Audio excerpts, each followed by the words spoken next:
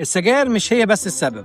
بما ان شهر نوفمبر هو شهر التوعية بسرطان الرئة، في ناس كتير اول ما بتسمع سرطان الرئة بتربطها على طول بالسجاير. بس الحقيقة مش كل اللي بيجيله سرطان رئة بيكون مدخن. التدخين هو سبب اساسي، بس خلينا نتفق ان في عوامل تانية ممكن تكون بتسبب نفس الخطر، زي مثلا التلوث، دخان المطبخ في الاماكن المقفولة.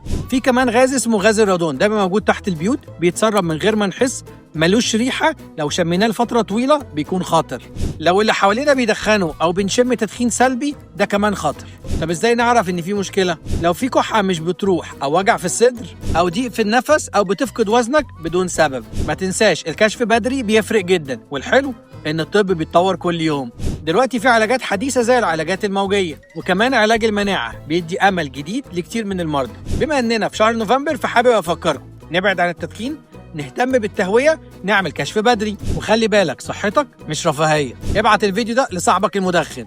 ما تنسوش اكتبوا لي في الكومنتات عايزين نتكلم في ايه عشان يكون موضوع الحلقة اللي جاية. انا بيتر واصف، صيدلي مصري من شبرا عايش في كاليفورنيا، ودي شبرا فونيا. اشوفكم الفيديو اللي جاي.